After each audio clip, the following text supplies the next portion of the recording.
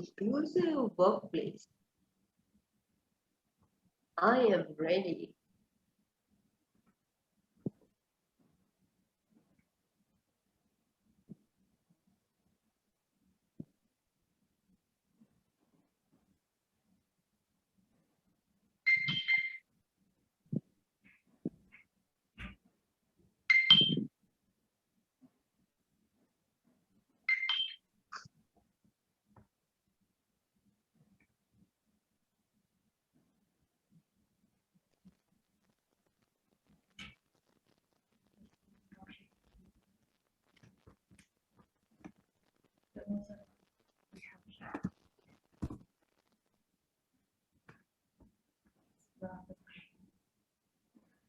Good morning and Ramadan Kareem to one and all.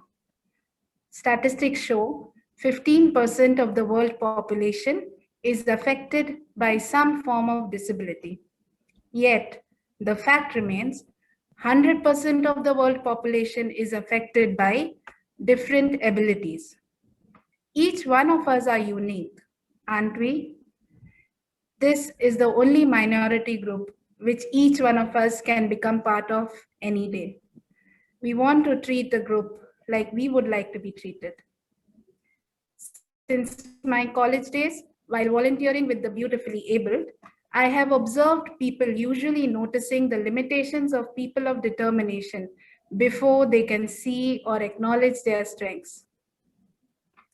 Today, we talk about these scenarios in our webinar titled, Jessica, please help me here.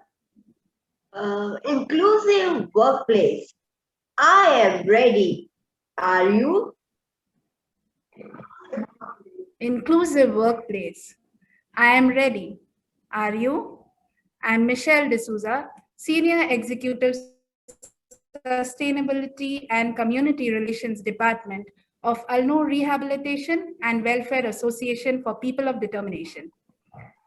Before we start the seminar, Shamim, please help me with the house rules for today.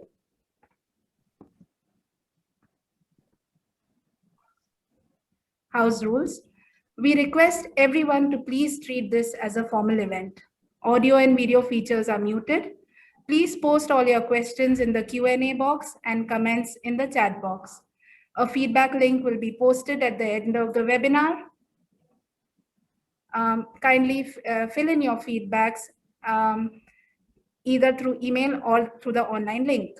E-certificates will be sent to each participant's registered email upon completion of the feedback. Please note, e-certificates will reach you by 30th April. Kindly bear with us. We will be recording this session for quality purposes and for our records. We will be sending you the recording of the webinar to your registered email ID. Welcome, dear panelists and audience. Thank you for the roaring response, audience. We have more than 120 registrations today from UAE, Mauritius, Russia, India, Philippines, Seychelles, South Africa, and UK. A very special welcome to the audience who have attended our past webinars and have joined us again today.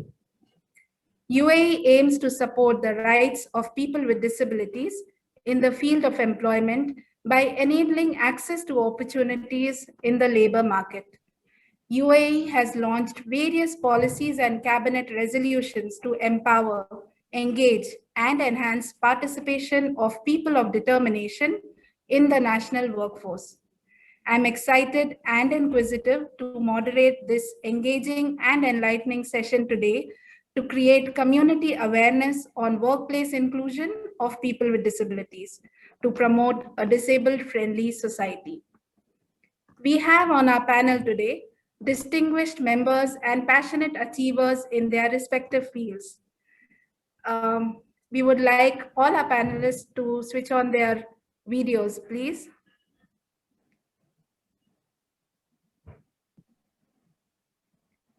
Ms. Nilima and Ms. Bronya, we are waiting for you. Hello, hi. Hi. Good morning, good afternoon. Good morning. welcoming Ms. Ranat Boricher, Program Manager, Cedra Foundation, Abu Dhabi. Ms. Grania Johnston, HR Director, Ritz-Carlton, JBR, Dubai. Ms. Nilima Vengsarkar, HOD Work Placement Unit, Al Noor, Dubai. Jessica Hasmukh Rai, alumni of Al Noor, Assistant Librarian and Storyteller, DPS Private School, Sharjah. Hello. Hi, Ms. Renat Bor. She brings 20 years of experience of influencing policymakers towards forward trends in the social sector. She is an innovative influencer to community preparedness on various aspects related to inclusive work placement. She will guide us through today through the key pillars to laying the foundation right to start building our commitment towards the inclusive work environment. Welcome, Ms. Renat. Thank you for joining us today. A warm welcome, everyone, and I'm really, really delighted to meet my panelists and particularly Jessica, and I'm really looking forward to a super interactive, insightful discussions with, I hope, for a lot of interesting questions from the audience, comments from the audience. So thank you, Michelle, for inviting me. Thank you. Same here. Ms. Grania. Ms. Grania Johnston, one of the leading top recruiters with experience of over 3 decades of recruitment, fostering a staff-happy environment, award-winning HR Director of Ritz-Carlton, Ms. Grania would be sharing her expertise on how it is possible to offer an inclusive, sustainable work environment for people of determination in particular. Ms. Grania thoroughly enjoys her role as Director of Human Resources, as her passion lies in seeing people learn and develop over time. One of the areas that fascinates Ms. Grania is how we are all unique and we should strive to be as inclusive as possible to support the development of each person, taking their individual qualities into consideration. Ms. Grania. Good morning. Welcome. Good morning. Thank you for this opportunity. It's such a great opportunity to meet other panelists, to meet people from so far away, different time zones, to talk about diversity and inclusion, which is so important. So thank you for the opportunity. I look forward to an engaging discussion today. Thank you for giving us your time today. Ms. Nilima Vengsarkar, Head of Department, Work Placement Unit and Job Coach, Al Noor, Dubai. Ms. Nilima has over 16 years of vast experience concentrated towards work placement. She has constantly evolved best practices for students and corporate preparedness towards sustainable inclusive placements. Ms. Nilima is driven with the satisfaction every time a student obtains an employment and is included in the community. Welcome, Ms. Nilima. Thank you for joining us today. Thank you very much for the opportunity. I'm glad I'm here today. Let's hope this webinar takes us, opens more opportunities for our students. Very true. Yes, looking forward, Ms. Nilima. Ms. Jessica Hasmukh Rai, alumni of Al Noor, Assistant Librarian and Storyteller, DPS Sharjah. Jessica loves to be a workaholic with a desire to always be independent financially and otherwise. She is determined to learn every skill required to excel in her job field. Good morning, Jessica. It's our privilege and honor to have each one of you all on board as panelists today. Good morning. Welcome to the webinar. Thank you. We start today's discussion with Ms. Renat, Program Manager, Cedra. Ma'am, please share. Let's get the ball rolling for our panel discussion. I would like to initiate our conversation with asking you your expertise on and experience on the actual hindrances that we see first and foremost towards workplace inclusion for people of determination, and why are these hindrances there?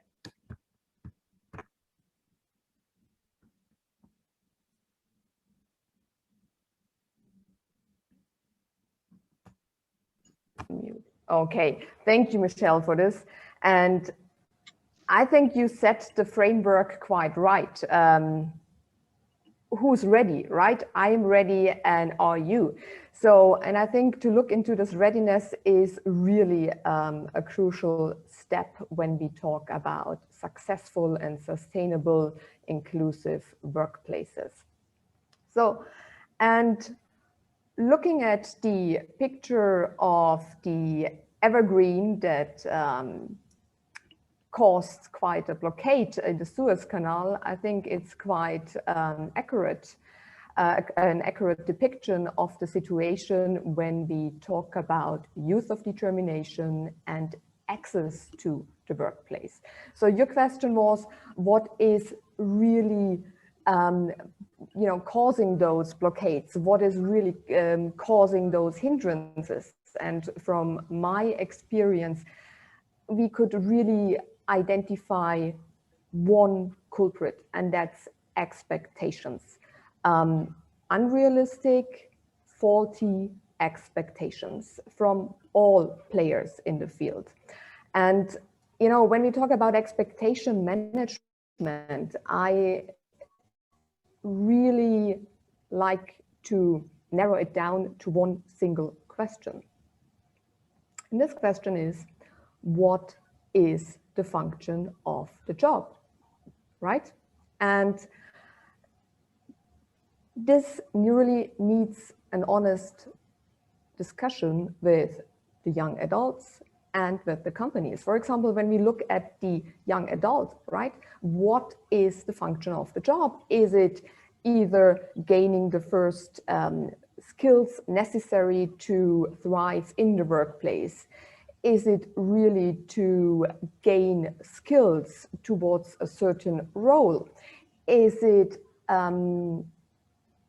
more the other hand, that looking really for active participation in the community? Or do we talk about that a young person has to earn a living? And all of these questions, when we answer them properly, need a totally different approach. And the same for the companies, right? What is the function of the job that we are offering this young adult? Why do we as a company open up our doors to a young person who often doesn't have the formal qualification for the job that we are offering? So, and there are, tremendous good reasons to do this, right? Because people of determination contribute in a meaningful way. Companies have really a social responsibility. Companies can tap into a really interesting resource of talents.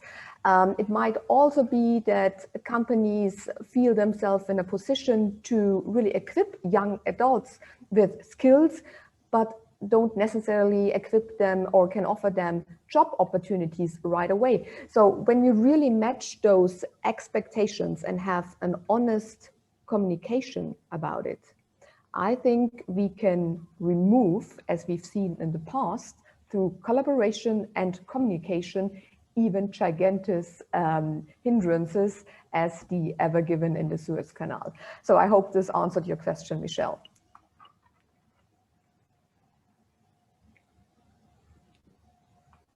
Michelle, I can't hear you. Michelle, I think you're muted. I'm sorry.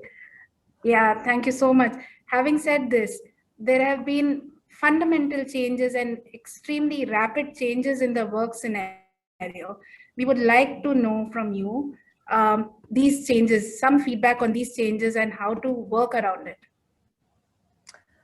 Okay, so first of all, I, deeply believe that the future of work will be inclusive by default, right? That's an, development we see already right now. How technology really opens up opportunity for, just looking at the demographic we're talking about, for people with low literacy skills, right?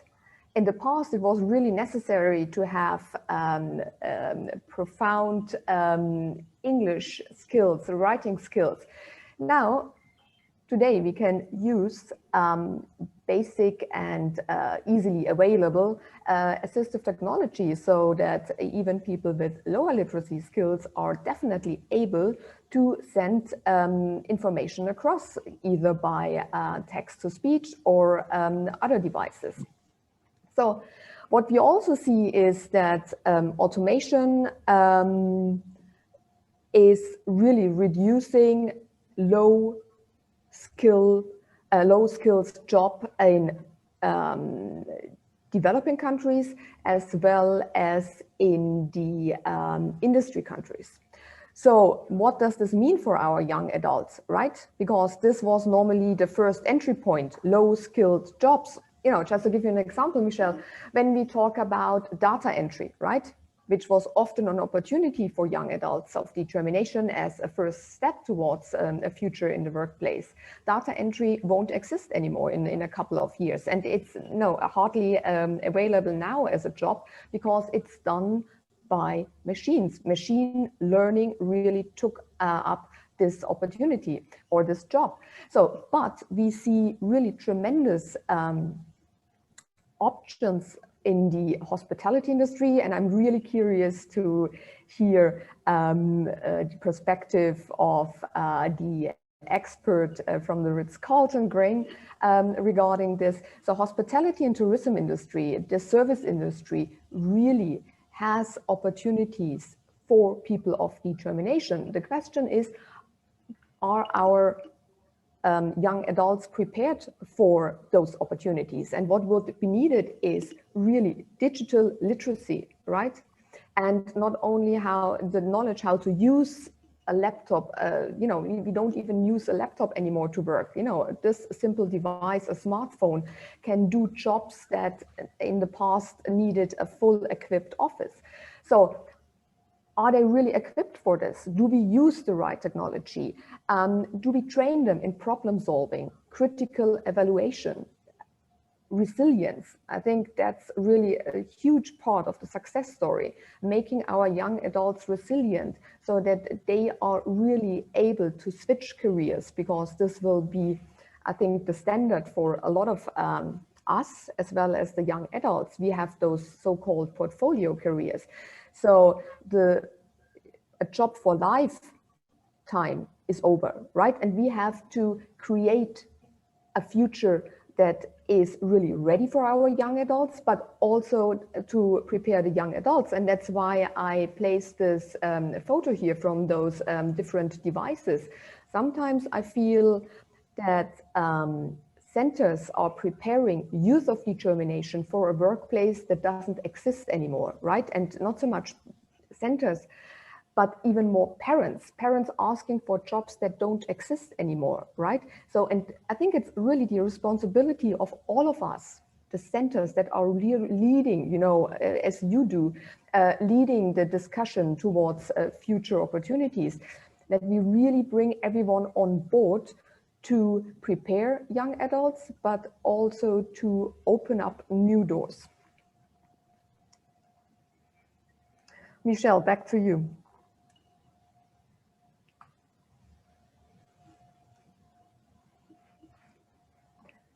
Michelle, Mute. I think you're muted. Renat, please help us to give us some of your experience on how to engage the community to promote and sustain successful job placement. Oh, Michelle, that's one of my really favorite questions, and really initiatives to work on in collaboration with the community. I think an inclusive workplace starts way before a young adult or an HR manager decides to have an interview.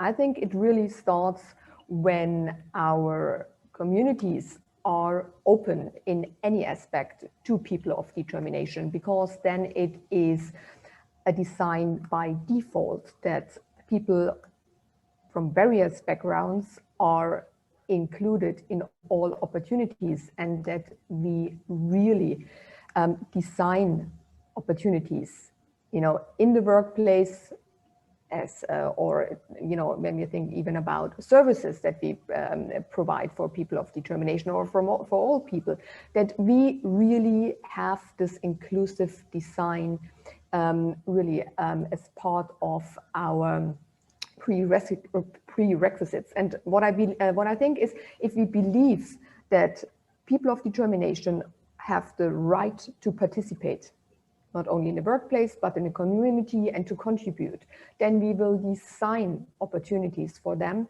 So it is really just a matter of using this design and implementing this design that we see action, and that we see really actionable goals. And what I mean by this, so for example, if a company engages in community events, I think what I would like to see, and what I see already with in a lot of organizations, that they really make the effort to contact centers, to contact service providers for people of determination, to ask them, how can we include in a meaningful way people of determination?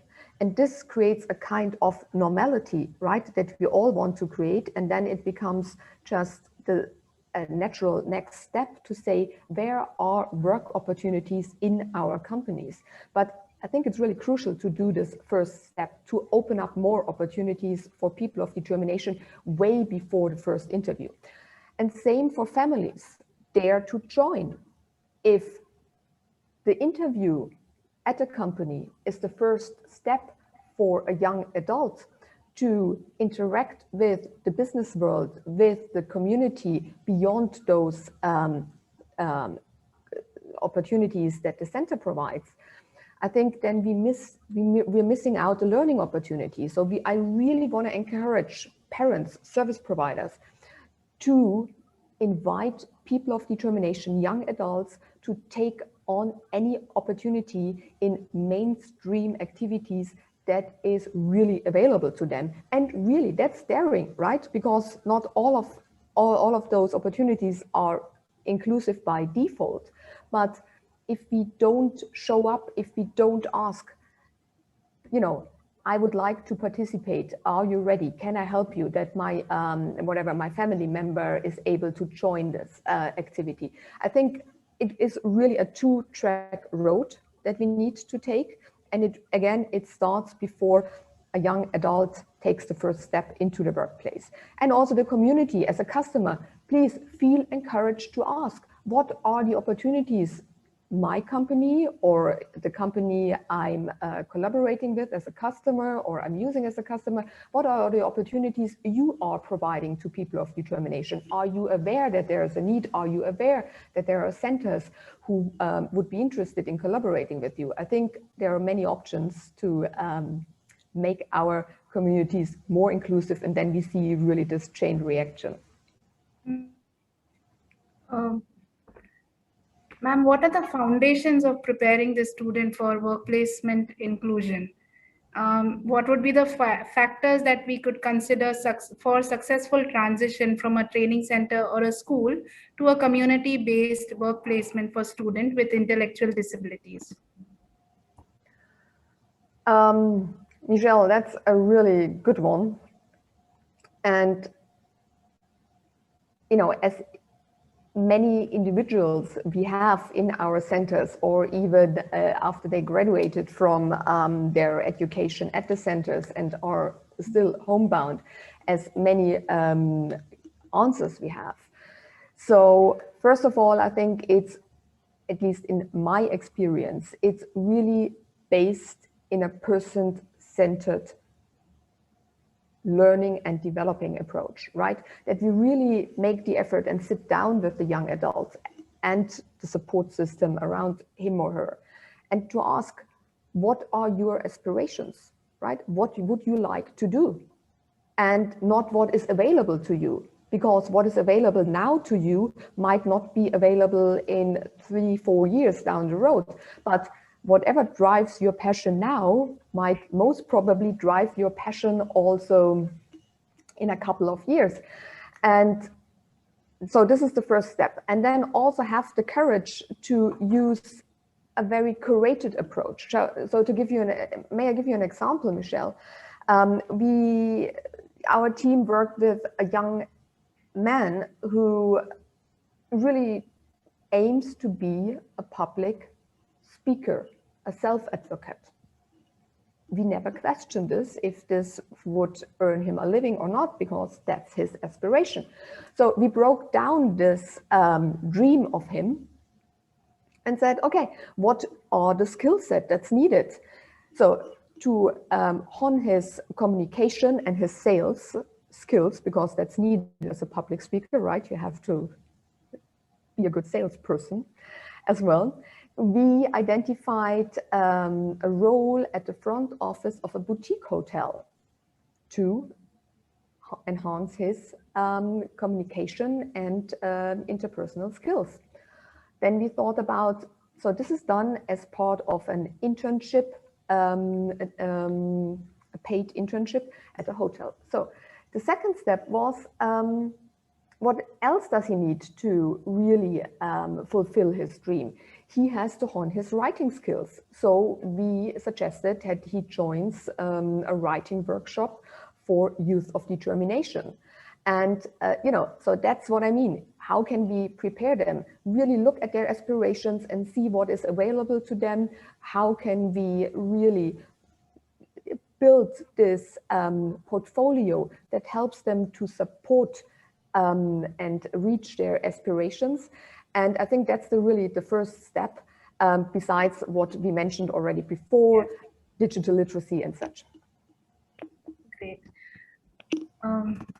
Moving forward, how should the school management plan to provide students with the knowledge and the skills to succeed in their job space? If you can share some views on this. Sure. So I think it's really about bringing in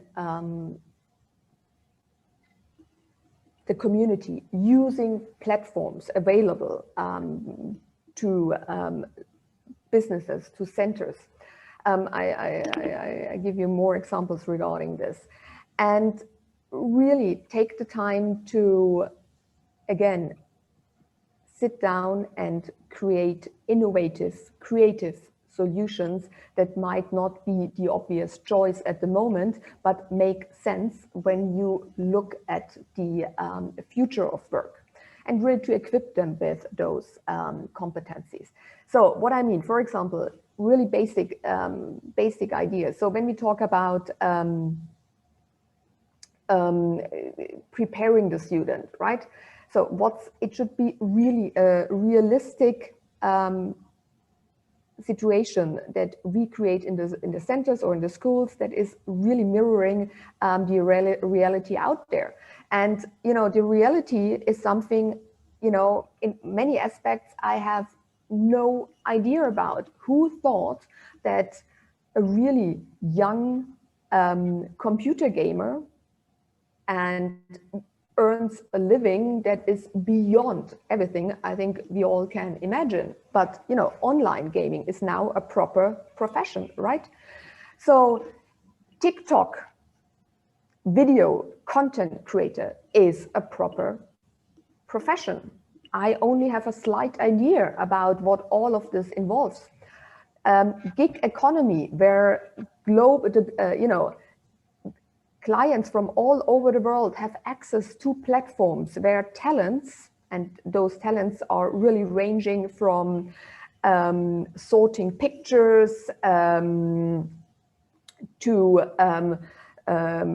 highlighting certain keywords in text that can't be digitalized. Such things are really offered and sought for on digital platforms. And this really creates an exchange, a job market for so-called gigs, for short-term projects. So all of this is something I think we need to bring in, and also to prepare our youth for non or informal and work opportunities.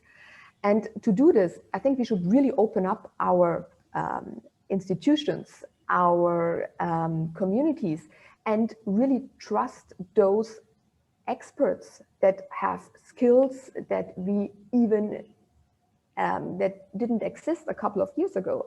But now I think it's part of the creative economy, and that's a huge opportunity, which provides a huge opportunity for young adults.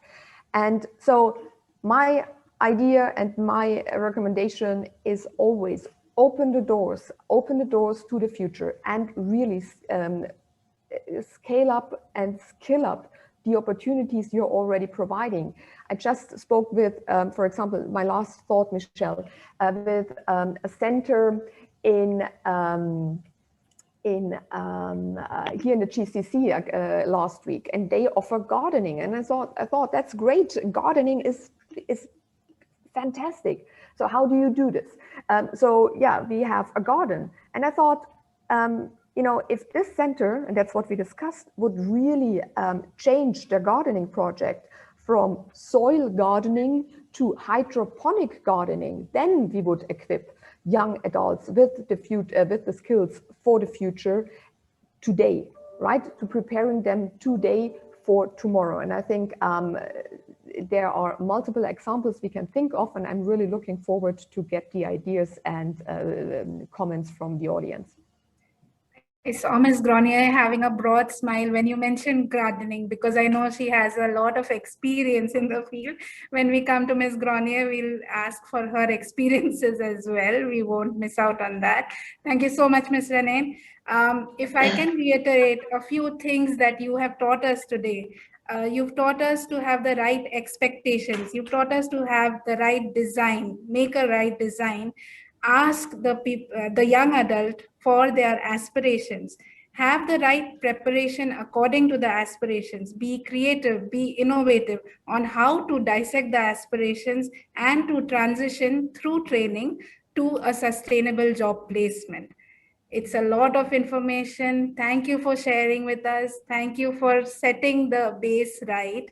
I would like to move on to Ms. Nilima and ask her, what do we do at Al-Noor Association that meets this criteria, that we need to look forward to adding on more criteria, and that we need to learn from the model of Al-Noor to add on to this foundation? Ms. Nilima, good morning. Good morning. Ma'am, Allow I me would to... like to ask you, what does the role of a job coach for people of determination usually entail? Okay. So Michelle, allow me to share my screen. Yes.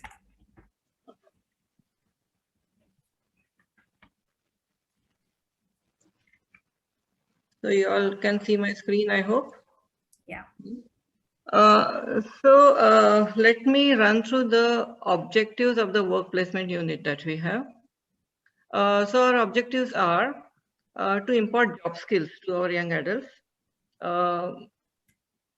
to foster independence in them in all the areas of life. To source an employment, we generally look for paid and permanent employment. To help them sustain that employment and make them contributing members of the society as well as their family. And to advocate. So their right to work, their other rights as a member of the society, their abilities. So as the HOD of the work placement unit, where we train the student to hold a job in the community, as well as a job coach, where I actually work with the students at the workplace, train them and monitor their progress. My role encompasses all these objectives of the work placement unit. So we have to work from the right from the imparting the job skill to the advocacy. And what are the different areas in which Al-Noor trains the students towards job readiness? Okay. We will run through the Al-Noor service delivery model. So we have a student-centric approach. As Renat just mentioned, that it has to be personalized. Our people of determination, they need personal service. So what I'm speaking at the moment applies to all the students of Al-Noor, not only the students in work placement only. So whenever a student is admitted in Al-Noor, he will get the services that I'm talking about. So we have a holistic development model. Holistic development model encompasses not only the usual academic and the co-curricular activities like music, dance, art and craft, gym, yoga, swimming, sports, etc. We also have therapies. Now therapies are very essential of people of determination. So we have speech therapy, we have physiotherapy, occupational therapy, psychotherapy. We also have 4 vocational training units. Vocational training units prepare the base of the training that the students get to go out in the community. So we have bakery, fashion technology, printing technology, and wood design technology. Apart from this, we have a parent training program for persons that are on the autism spectrum disorder. And of course, we have the work placement unit, which actually prepares them to work in the community. We follow the transdisciplinary approach. That means that professionals from all the fields that I mentioned right now, they come together, they create an individual educational program for the students. And the goals in the IEP are worked throughout the year. We look towards maximizing the potential of the students, and we keep a lifespan approach. So we rely on the community partnership. Without the partners in the community, it will be very difficult for us to exist. So apart from this is general services that all the students in Al-Noor get, as I mentioned before. The student in the work placement unit, we have to prepare the student to go out in the community, hold a job, sustain that job, and be part of the community, be inclusive. So the training they receive in the work placement unit is geared towards that. The first are the work skills. In the work skills, I can broadly categorize them into 2. One is like office-based skills, which will involve something like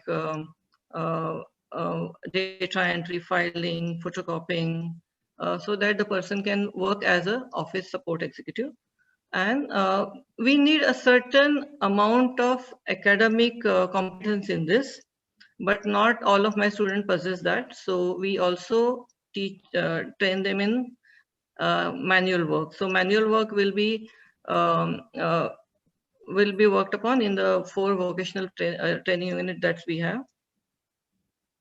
We also train them in work habits. So work habits are soft skills. So these are, we call them good work habits or good work attitude. So these are just soft skills that are needed in our daily work day. So skills like reporting to work on time or finishing your target on time, to keeping in mind the quality of the work that you produce, or working in a team. These are inculcated during the course of their daily life, the routine of the school. Life skills are skills that are needed in our daily life. So right from fitness skills, leisure skills, housecraft skills like cooking, cleaning, laundry, to community-based skills like shopping, dining out, using the public transport or crossing the road, mobile skills, calendar skills, money skills. So these are the daily skills that everyone needs. Personal safety. Personal safety are the usual safety precautions that we teach everyone, like, electrical safety or fire safety. Apart from that, we also teach them online safety because a lot of them are on the social platforms. We also teach them about abuse, how to identify the abuse, how to prevent or report it.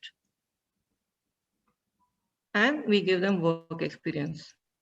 So Renat had touched upon this, that they need to actually go out in the community and have the, work with the community. So this is a crucial part of our training. 2 or 3 days in a week, in fact, our students, they go out, and we have partnership with various hotels, including Gronia's Ritz-Carlton and some other hotels, some corporate offices, factories. So we give them training in different areas, so that they get a taste of real life. I understand their strengths and weaknesses. They understand how to behave, in a workplace. So this is how we train the students. So what you have shared with us speaks of Al-Noor having a very comprehensive and diverse design in place from the moment a student steps into Al-Noor till the time that we start looking for job placements for our students. The design being right and constantly being upgraded as per the work environment outside. In your 14 years, you have you have experienced placements of more than 100 students. Right. It's a very proud moment. Please do share your success stories with us. All right. So then again, I will show you my video. You can see my screen? Not yet. Not yet. Okay, 1 minute.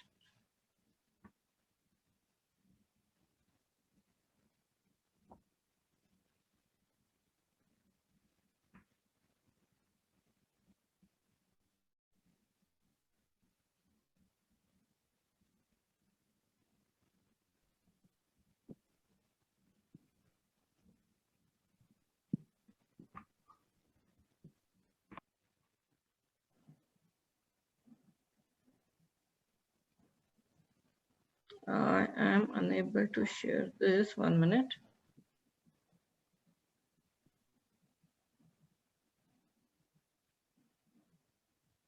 Yeah, I think it should come now.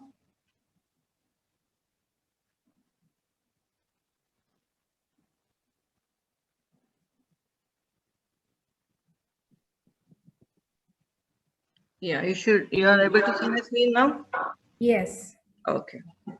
So what I have done is I have converted some of my successful placements into video.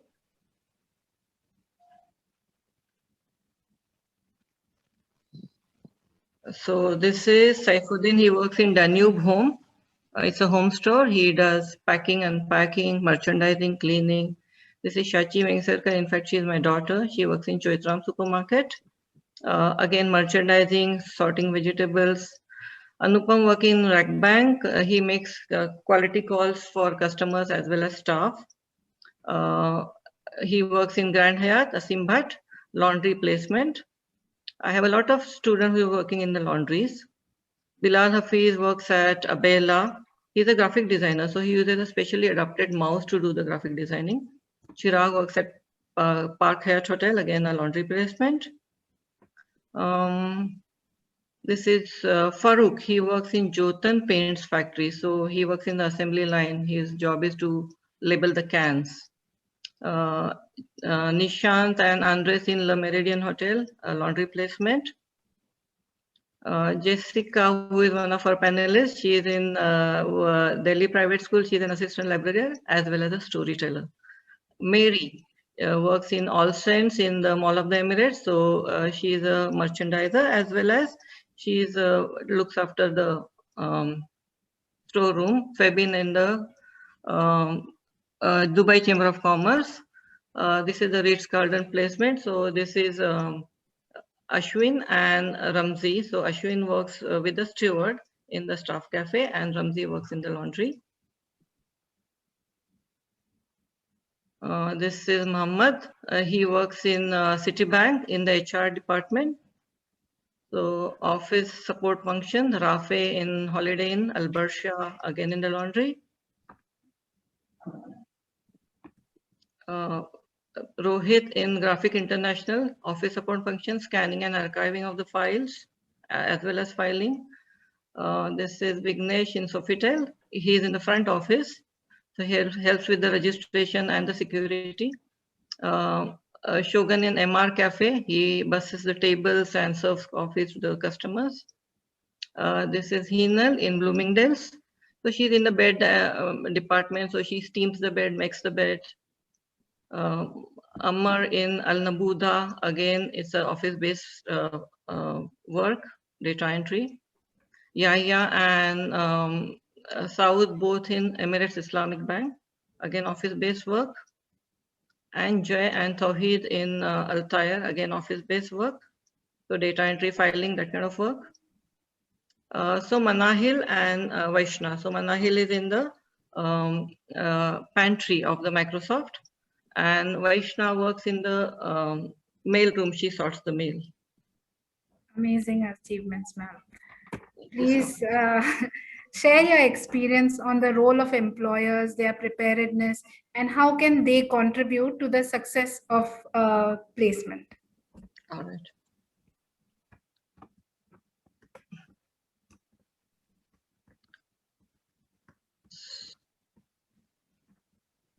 So definitely the employer has to be prepared for the inclusion. As Annette mentioned, it starts much before the first interview. It starts. It's a philosophy that has to come down from the top, and it has to be discussed even before an employment can be considered. Before, just right before the employment actually starts, what I would advise the employer to do is, the first step would be job carving. My student may not be able to do the job in its entirety. So we would urge the employer to carve out a part of the job that is easy and repetitive, and it can be done independently by the student. Staff orientation and training. Many myths exist in the minds of people about disability. So these need to be busted, and the staff needs to be oriented about the training that my students have received, their abilities, their shortcomings, and how to overcome them. Generally, as a job coach, I do the staff orientation and training whenever a new placement starts. So I would also urge the employer to appoint a mentor. So the mentor will be in charge of assigning the daily tasks to the student, to the employee rather, and as well as to solve any problem that may arise at the workplace. They should actively support the job coach during the on-the-job training. So whenever a new placement starts, I do on-the-job training. So on-the-job training involves actually working with the student to see that he or she is working independently and working well and producing work that is of good quality. So during this process, we have to do a few adjustments, and full support of the employer is appreciated during this process, as well as during the next two steps in the process. Once the employment starts, I will attend only during the on-the-job period, on-the-job training period, that is will be about a week. After that, the student stops attending the school and goes to the workplace instead. We place the student on the monitoring program. So monitoring program involves offering support to the student for any issues that might come up. For this, I may make regular visits to the student. So generally once a month. During this, we discuss the progress of the student as well as any issues that he or she may be facing. And the employer, we urge the employer to actively support us during this process. Apart from this, there are a few general do's and don'ts that the employer should follow while dealing with persons of determination. So we urge them to treat them like their peers, treat them with respect, interact with them as young adults and not as children or babies, Try to identify tasks that are within their capacity and their ability. Keep them engaged at all times. Give them verbal encouragement to boost their morale. Give simple instructions. So initially, at least, we would urge them to keep the instruction limited to 1 or 2 steps.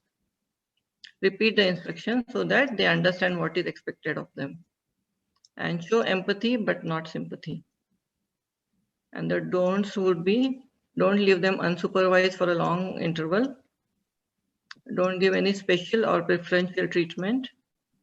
Do not show leniency in terms of workload or disciplining. So those are my tips to the employer.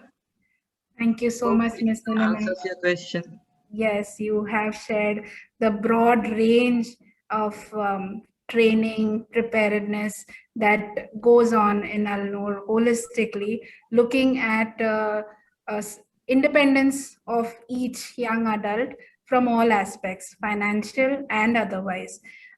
You've set us the right ideal inclusion preparedness platform. Before I go on to Ms. Grenier, I would request audience to please feel free to share your question and answers in the Q&A box. After the panelist discussion, we'll be coming to your questions. Coming to you, Ms. Grenier. Good morning again. Good morning again and welcome. Taking on from where Ms. Nilima left on corporate inclusion preparedness, I would like to ask, how can an organization in your experience start with this initiative, inclusive philosophy, the staff attitudes, organization's culture to it? Thanks. Well, first off, congratulations to Nilman, over 100 placements. That's an amazing achievement. Congratulations. Thank you. Yeah, so it's fantastic. You know, I'm very lucky to work with Ritz-Carlton Hotel Company, which is part of Marriott International, which is the largest hotel company in the world. And one of the pillars of Marriott is putting people first, and that includes everybody, be it our guests, be it our employees, be it people of, you know, sort of all different backgrounds, different diversity, different inclusion. And one of the cultural aspects of Ritz-Carlton that we say that we foster a work environment where diversity is valued. So everyone for who they are and what they can contribute. And as everyone says, we all have some disabilities, you know, some are just more visible than others. Some are more severe than others. You know, sort of, I can't write with my left hand. You know, no matter how hard I try, I couldn't write with my left hand, you know, but I'm lucky that that's a very minor thing. So it's about, a lot of it's about education. So, you know, one of the reasons I joined this company was because they had such a strong corporate social responsibility program.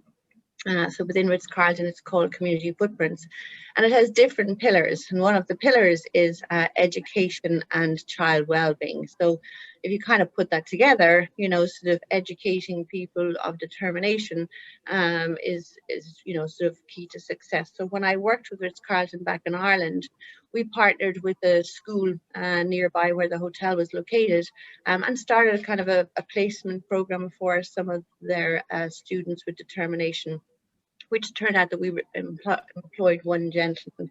And I gotta tell you, it's taken me all night to think of his name. I was thinking last night of that gentleman's name and I couldn't get it. And literally about 5 minutes before the call, I remembered his name, you know, sort of, and that. So that was my first real experience of employing somebody. His name was Jonathan, and we employed him in our kitchen area, more to do with the cleaning side, albeit he wanted to become a chef, and we did help him a little bit, but I'll tell you more about Ashwin and that. So then when I came to Dubai, I wanted to continue that. I wanted to continue a partnership, and obviously doing some research, we partnered with Al-Noor School when I first met Nilma, which is over 7 years ago. You know, but before, and everyone is so right, but Renan, it's about the pre-work that's done. Before you have anyone of determination coming here, you've got to educate your employees as to seeing that it's about diversity and inclusion and that we're all unique, and to see, you know, the ladies and gentlemen from this particular school are unique in their own way, and what we can do to, that they can become their best selves, that they can achieve their goals, just like we can all achieve our goals, and understanding how lucky we are, that we don't need extra support and assistance. So the education part is huge in advance. So I think that is one of the keys to success. And of course, having the support of the leadership team, because without that support, it won't cascade down to other people. But it's a huge amount of educating people about diversity and inclusion, in particular for those with determination. And I think one of the biggest things you have to overcome is other people's fears of it, because they don't understand, they don't know, and you've got to understand that, a lot of people are very concerned because they've never experienced someone with determination before. So it's them overcoming their fears and learning as well. It's not just about the lady or gentleman, the young adult coming here with the determination. It's about us as well, and overcoming our fears as well. So I think it's all about education and understanding. 3 decades of recruitment experience, 7 years of experience with Noor. Ma'am, please share your experiences of recruiting people with determination. Great, yeah, well, thanks Nilma for her support. So when we first met, we talked about, sort of the placements, and we came up with a program where we used to have between 8 and 10 of the students come once a month to the hotel for a few hours to learn. Well, first off, they'd always be treated to breakfast, which I think they all really enjoyed, and got some of them. Yes. And then, they would do some work with the housekeeping team and with the food and beverage team, really just teaching them very, sort of skills that they could use at home, how to set a table, how to fold a napkin, how to make a bed, all those things that are useful in life. And of course, how to do it to the Ritz-Carlton standard as well. And that was a great way for the students to get to know our environment, but it was also a great way for the employees here to get to meet the students of determination, so they could start building a relationship. Because like every successful employer-employee, it's all about relationships. So they were able to start building the relationships. And Nilma wouldn't remember, of course, because we haven't done this for a while due to the current pandemic. But, Raj from front office, who's been with us for quite a while, he was always the first person to welcome the students every morning. He'd always go down and have breakfast with them. He knew all of their interests, and that he was able to chat with them, and welcome them back. And, he asks me all the time, when are the students coming back? When are the students coming back? And, at the moment we're saying September. Obviously that will depend on the current situation. It will depend on, sort of the requirements of the school. But that was a great start working with Nilma. She would come every month. And then we identified 2 students. Well, firstly, Ramsey. Would you believe he's been with us over 5 years, Nilma? Remarkable. Remarkable, yeah. He joined in November 2015. And I suppose the biggest challenge that we had with Ramsey is that his verbal communication isn't there. But he was working in laundry. Nilma, she said, was great. She came and did the support with him, to work with him over the first few days and weeks. His mum, we call her Mrs. Ramsey. She comes as well. At the beginning, she used to come and be with him. We had a little glitch, like you do, little glitches happen. And, so Ramsey used to dine in our staff cafe. And, he got a bit hyper sometimes because, he used to tend to go for the sweet things, and of course we didn't know that he was on a little bit of a strict diet, not too strict, but a little bit of a strict diet. And because he couldn't verbally communicate with us, the team would just allow him to eat what he wanted, but he got very bit hyper, which we all do when we eat too much sugar, so we ended up having to call his mum, Mrs. Ramsey, and go through it. So one of the things we learned is that Ramsey had some dietary things. Having sugar was not good for him, both for his physical well-being, but also it made him very hyper. So we kind of had to cut that out. But it was great that we learned from it, and we overcame all those things. So Ramsey, yeah, has been with us for 5 years. Or more. We look forward to welcoming him back. And then Ashwin was part of the program with Nilma of coming to do work experience, and Ashwin wants to be a chef. And we were very concerned about this from a health and safety point of view, for no other reason. So we were very worried. So we came up with the idea of him joining our staff cafe to help there with regards to doing some cleaning and some setting up of the room and setting up plating some of the dishes, etc. And Ashwin became an immediate hit with our employees. One of the challenges we had with Ashwin is that sometimes you have to tell him to go to work because he chats too much. He loves chatting, he loves talking, his passion is cars. I remember at one stage I changed my car and he knew I drove a white BMW. How he knew I drove a white BMW, I have no idea. He obviously saw me going to work in the morning. Okay. And I remember him running up to my office one day going, Mrs. Grania, you've got a new car, and I was going, yes, I do, sort of oh no, I prefer your BMW, get your BMW.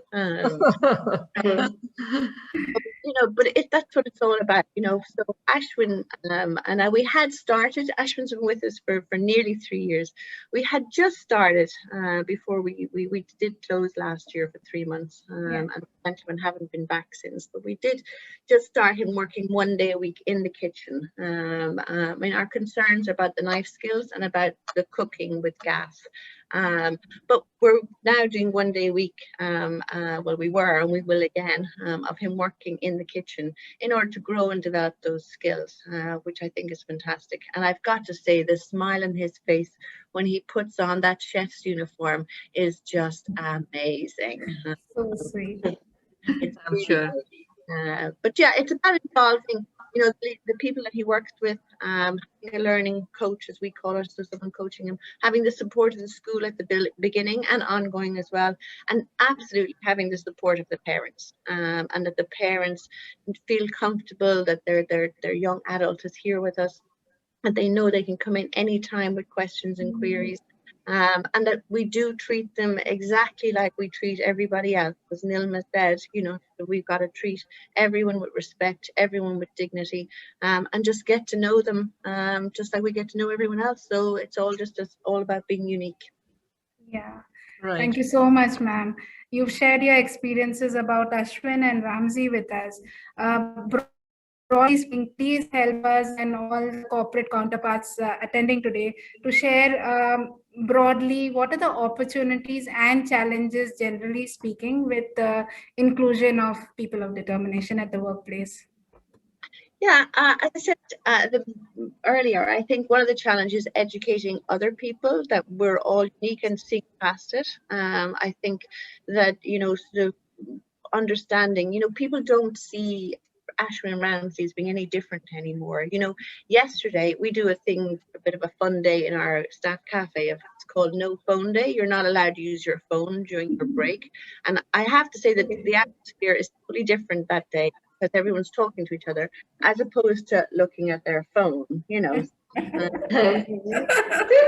do this, and there's police. We have police, and that we made a badge, police, and you can get a yellow card, like football, if you use your phone once, and if you use your phone the second time, you get a red card, and your phone is taken from you, and you have to do something to get the phone back, like give 10 dirham for charity, or do 5 push-ups, or sing a song.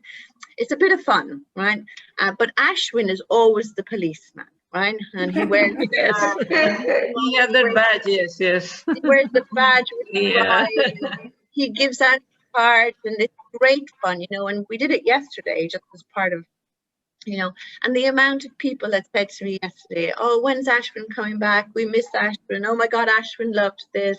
Ashwin's passion was, sort of, he loved No Phone Day, and, all the ladies and gentlemen sort of, it's about getting to know the people. They got to know him, and it's lovely to hear people just say that they miss people, because all of our employees are back. It really is just Ramsey and Ashwin who aren't, just because of the circumstances, and that they are more high, and we're working with Noor School about, to welcome them back, and their parents as well.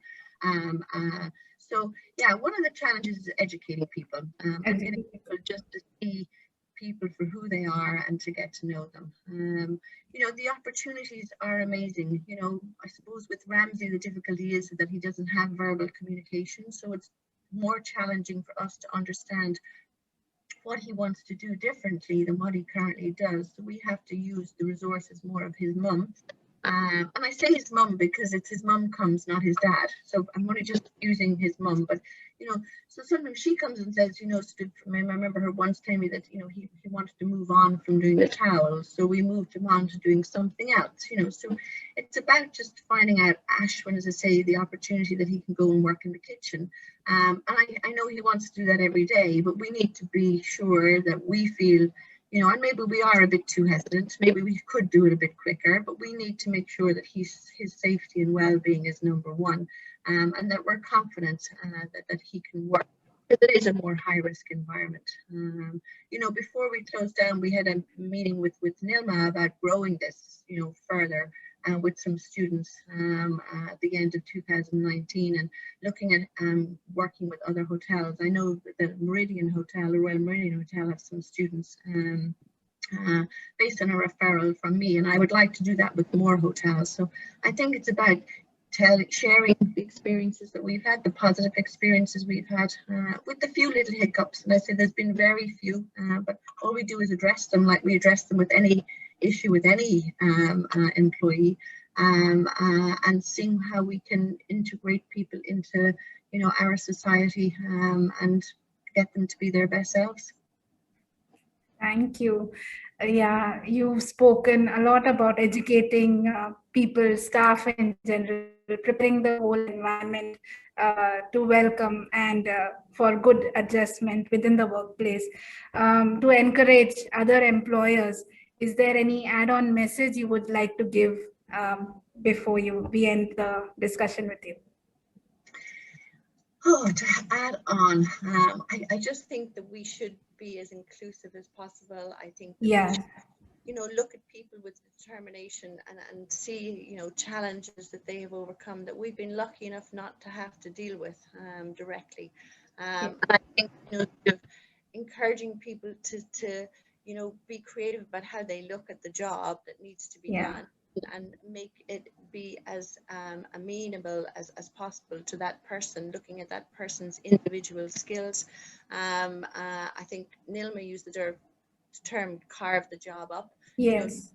How to carve the job up, and then grow the person that they do a little bit and a little bit more. And yes, possibly it might take a little bit more time than what we would normally invest in training, but the giving back part, sort of is hugely rewarding for everybody involved, in particular that individual person.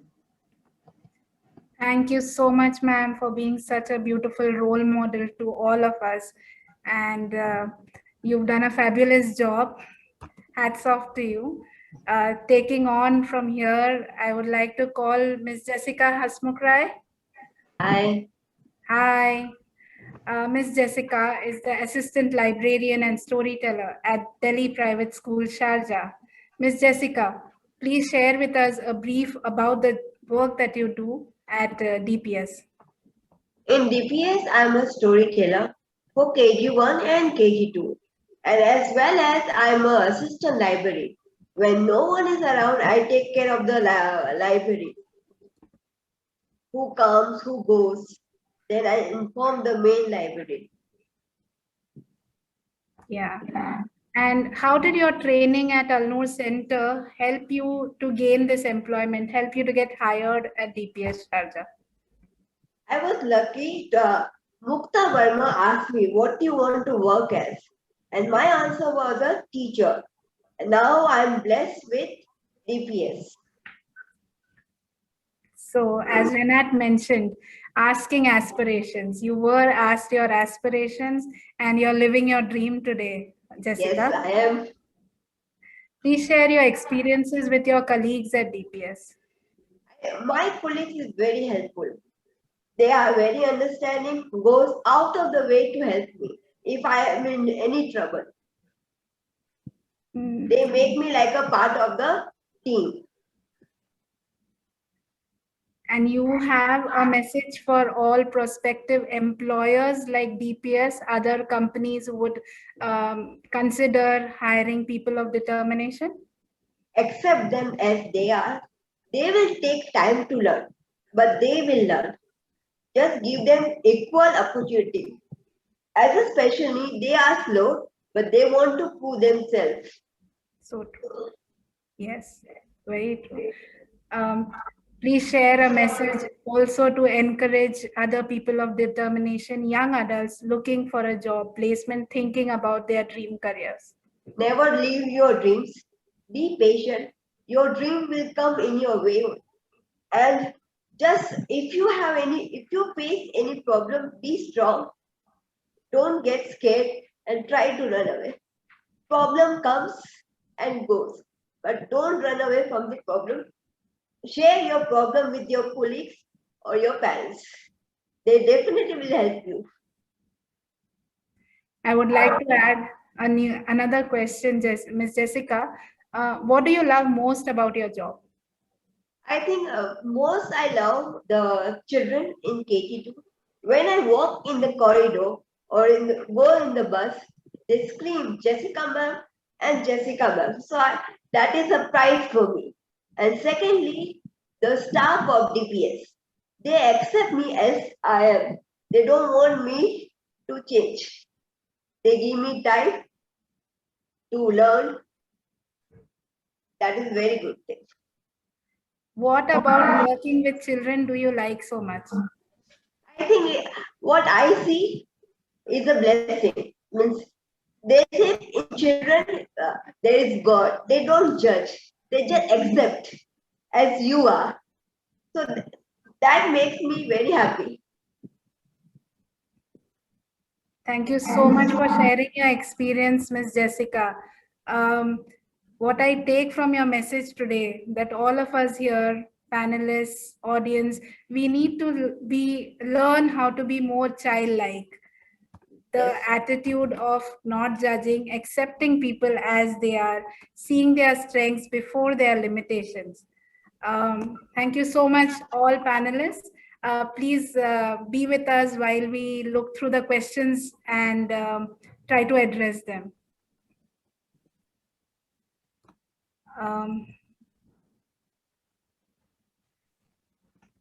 There is a question from Ms. Mona Ibrahim.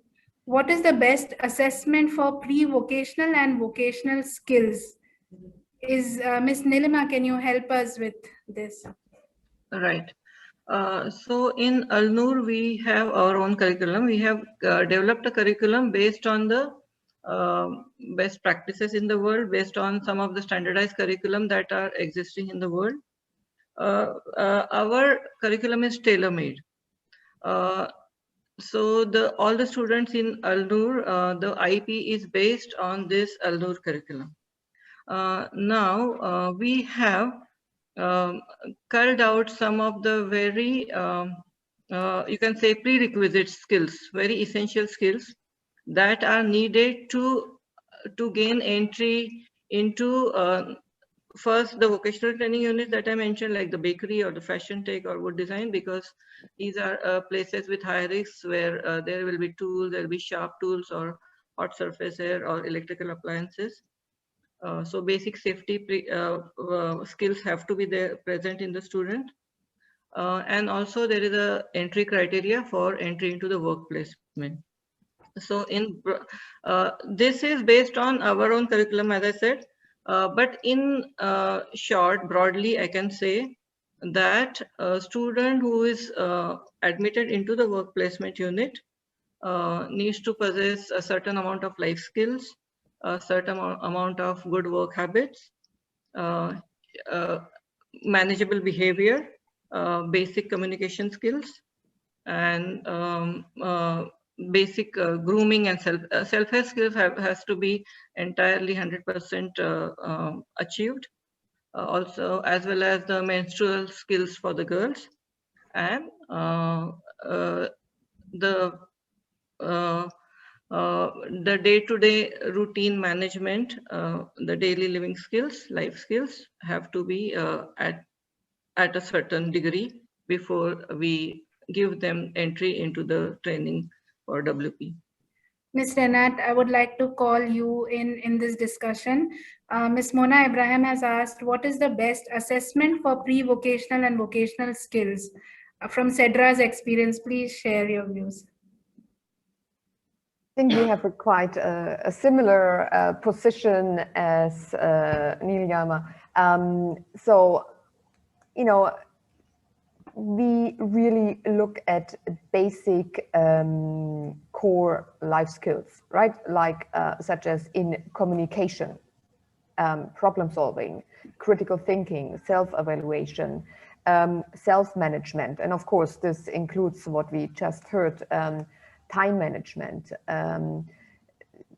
using digital devices, perseverance, right? And really, in general, teamwork.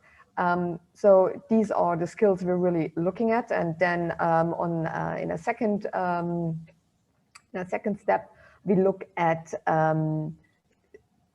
things we can really measure, for example, solving any given tasks that are related to the workplace. Yeah, not any abstract task, but really any given task. We are looking at consumer math and such, just to assess, you know, what is the broad skill set. But then we also really look at the background of the student, right? So, for example, how does he arrive? Right? Does he arrive with independently, or is he highly supported by the parents? And then we address this situation. So, you know, there are multiple aspects and angles we really look at. This is not a standard vocational assessment, but that's something we developed based on our experience. Right. Thank you so much. There is Ms. Mona has again asked, what is the best curriculum for vocational training? Do we have a specific curriculum for vocational training now? So is it a question for me, Misha? Yeah, for Renat and for you, Nilima ma'am. Okay. So as I explained in my earlier answer, we have our own curriculum that is developed on some of the standardized curriculum that are available in the world. And part of this curriculum is vocational training or work placement. So we are also subset of the broad Al-Noor curriculum. So I think otherwise a lot of standardized curriculum will be available on the net. Ms. Renat, do you have any add-ons regards curriculum? A specific curriculum that can be suggested? No, just a general insight, you know, yeah, just a general insight. So looking at the curriculum of mainstream education, you know, and I think I share the thoughts of many experts in the field that even those curriculums are not future-proof, right? So this is really something that, you know, goes beyond the centers. So no, I really would try to, you know, depending on the situation, but really collaborate with a business council, right? What they are really looking for. I would collaborate with artists because they are often at the forefront of implementing new technologies in their work, right? So, and based on this, I would really filter it back and create a curriculum based on the expertise of the teachers and the coaches at the center. Thank you so much. Camilla Farman from UAE has asked, what are the do's and don'ts in the workplace? It's not very clear whether Camilla needs to know from the parents' perspective or from employers, but Ms. Gronia, if you can have certain general do's and don'ts, something as a feedback, if you can share. Hi, good morning. Yeah, that's kind of a bit of a complex question because everyone, is unique, and those with some determination, are unique as well.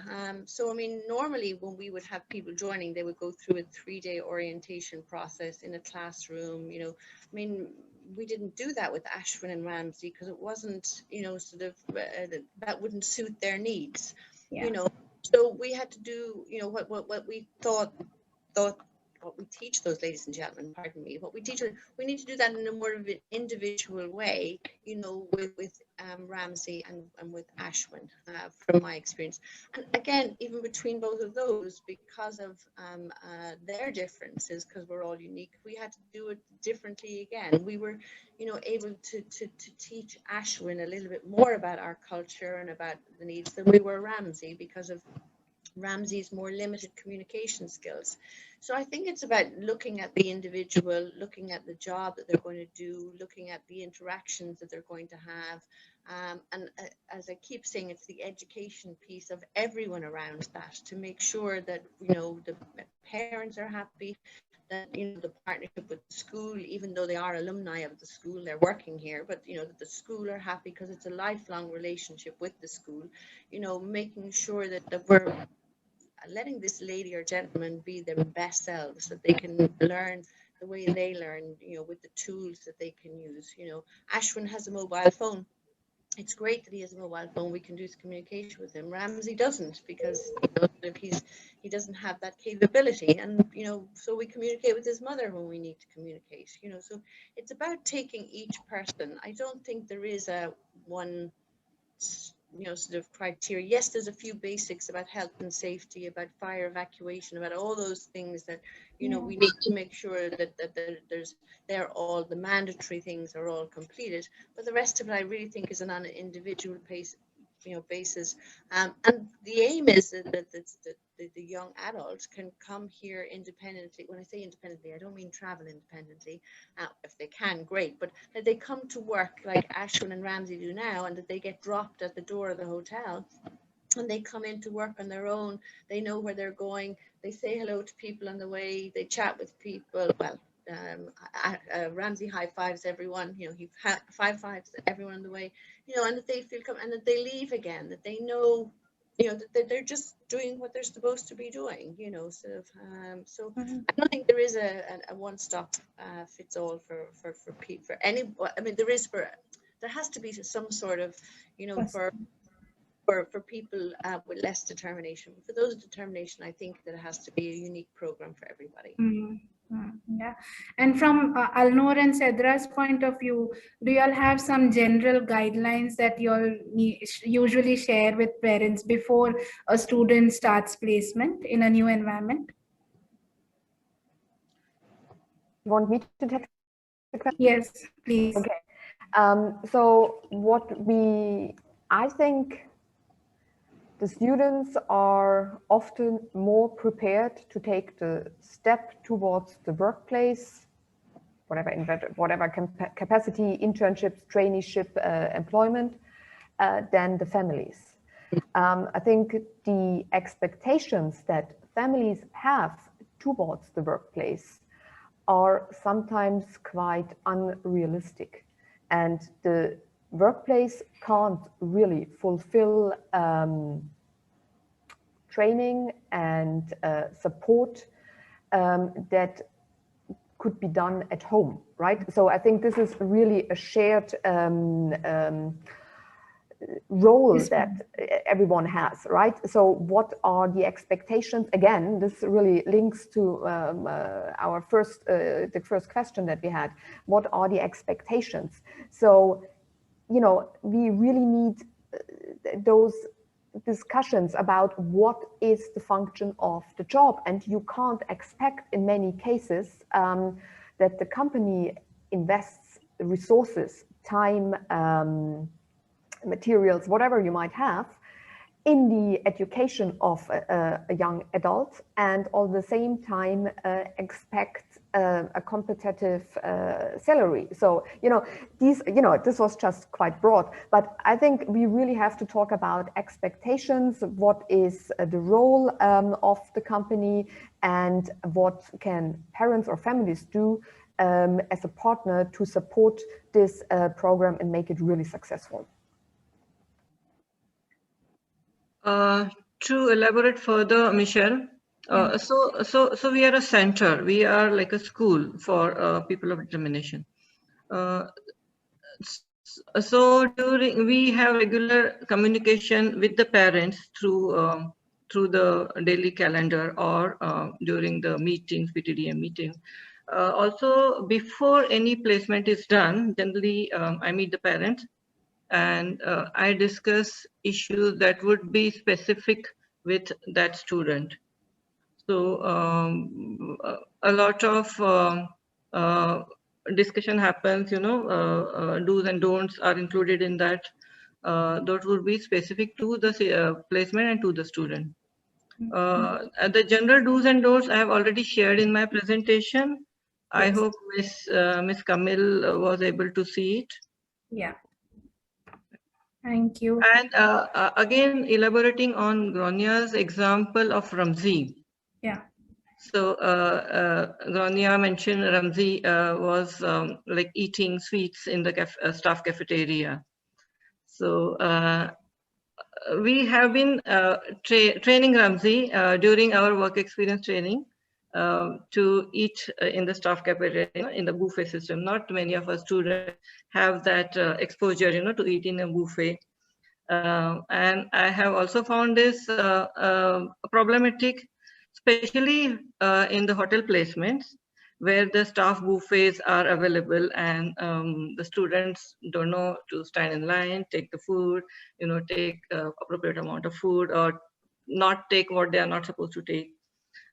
So that's why we have been requesting Ritz-Carlton and Centro is the other placement where we go for work experience.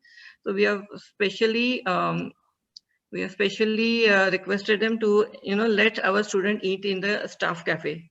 That's part of their training. So we have been training Ramzi in that, and Ramzi's mother follows this very organic kind of diet. At home their eating habits are like that. Still, she did not want to send food for him, home food, because she wanted him to be included fully into the hotel, the setting, because all the colleagues go and eat in the staff cafe. She wanted Ramzi to go. And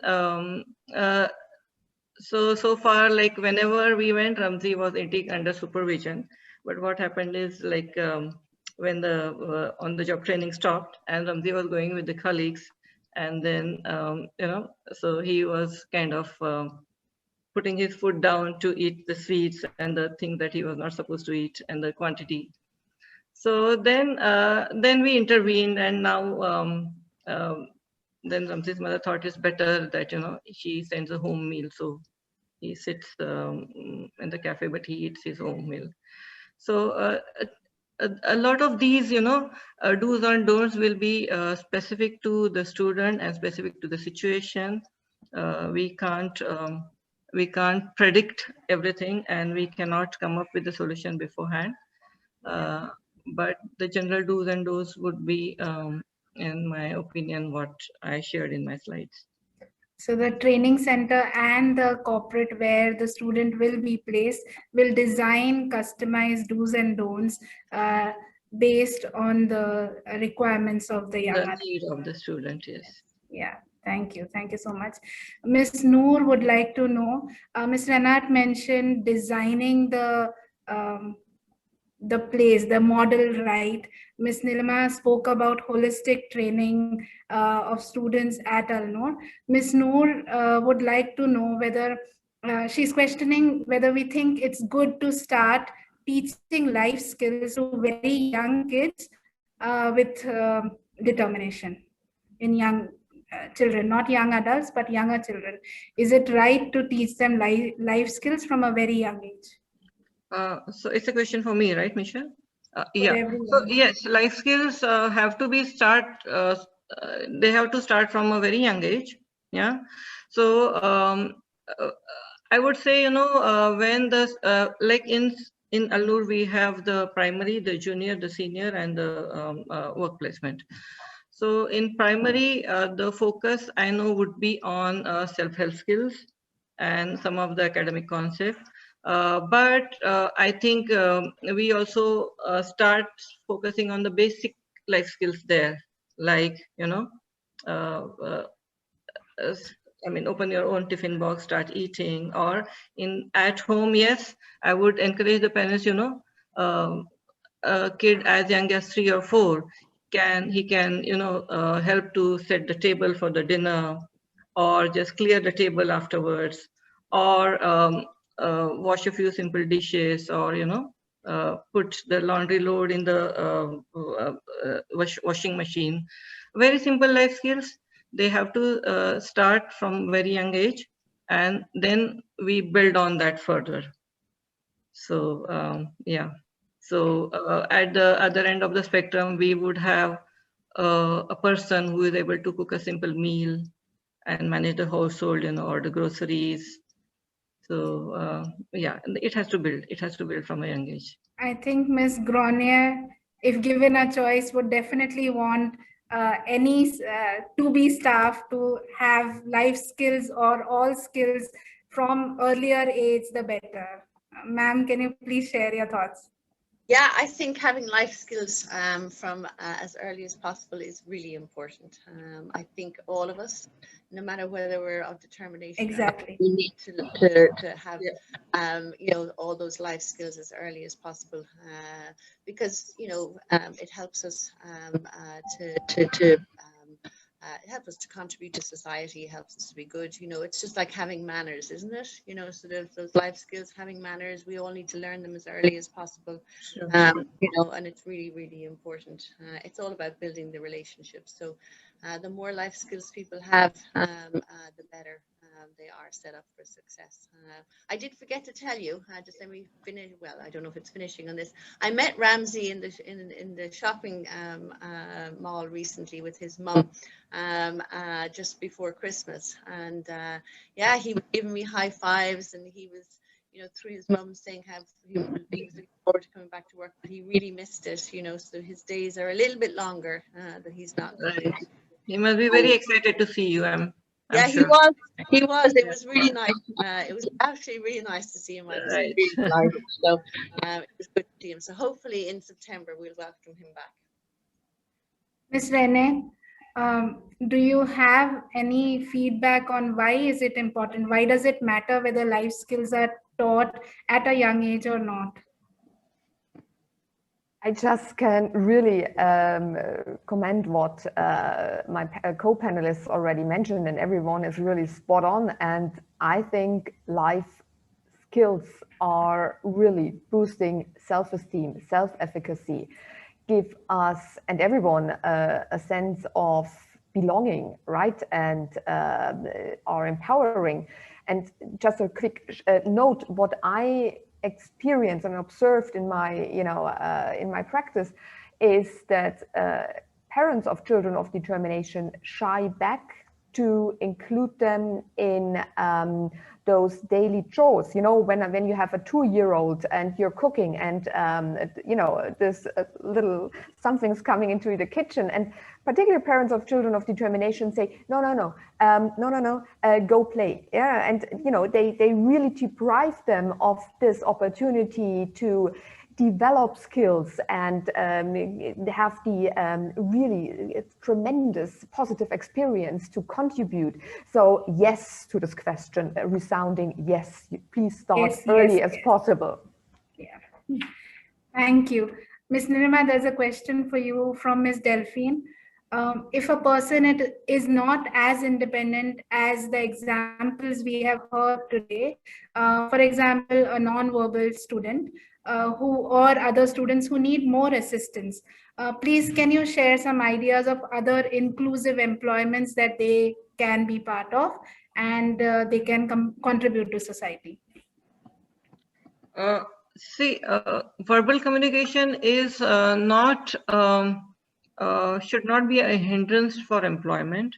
As Gaunya has also mentioned, Ramzi cannot communicate verbally, but he can communicate by other means. What is a must before we send them out into the open employment would be manageable behavior and independent working skills. So even if a student possesses limited amount of skills, but he can do those skills independently, then I would say it is up to the job coach to find a job that is suitable, for those skills. So I remember Jessica, you before DPS you were in La Meridian, right? Yes. Near the airport, yeah. So what was your job there? Can you describe, please? I have to do some work in the computer. If someone comes, I have to give the keys or towel. That kind of work I have. Right. So just handing over the key or the towel to the guest, Yes. so which could be easy enough. So I just thought of Jessica when this question popped up, because there is always easy work that is available. Unfortunately, we may not always find the opportunity to to find that work and to match it with the skills of the student. But certainly it is doable. That's Great. what I would say. Ms. Jayanti Mala Suresh has appreciated Ms. Jessica Hasmukrai. Thank you. Yeah, we'll take one last question for the day. Let's speak about Ms. Amreen Khan would like to know from any panelist. Can you please share some strategies for on-campus students in school from KG to grade 5, how to role-play work placement objectives with them, and to boost their confidence to give the right support and positive reinforcement to engage them? Ms. Nilima, if you have some thoughts on this. It again links back to the question of whether life skills should be taught from a very younger age. True. Yeah. Which we've already answered in detail. Which we have answered in detail, but she is also talking about the work placement objectives. Yeah, role plays of work placement from this young age, KG to grade 5. Yeah. What I can think about here is work habits that I had discussed in my presentation. So work habits are attitudes towards your work, right? So any work. So it may be a worksheet that you're doing. It may be something computer work you're doing. It may be the dishes that you're washing. So I think from a very young age, we have to start inculcating these work habits into the students, saying, okay, if you're washing dishes, let's say, so, but have you washed this dish properly? Is it clean? Is it, have you put off the tap at a proper moment? Are you wasting water? So things like that. Or if you're doing a worksheet, have you done it correctly, or have you done it neatly? Or have you put it back where it belongs in a file or in a folder? So I think we can kind of build on that and find something in the daily routine of a very young child during, that will build on these skills and eventually lead to, having good work habits and attitudes as well as work skills. So Mr. Nat, do you have, sorry. I don't know whether that answers the question fully.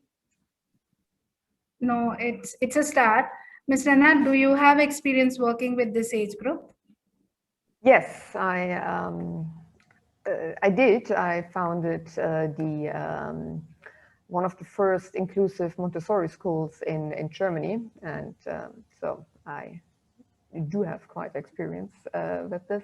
So what I suggest is, really creating projects that are really giving them a sense of purpose, and like Nilima already mentioned, are really creating this critical work ethics, but also self-evaluation. So what I could think of really, letting them participate in, I don't know, a school newspaper, a school broadcast, whatever, really creating those real opportunities instead of role play, because I think that's when we learn the most, when we get real, right?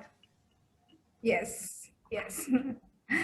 We are coming towards the end and lack of time now for this really engaging session. There are a lot more questions which audience, we assure you that Alnoor will get back to you all, answering your queries directly or connecting you all to the right people in the field of inquiry.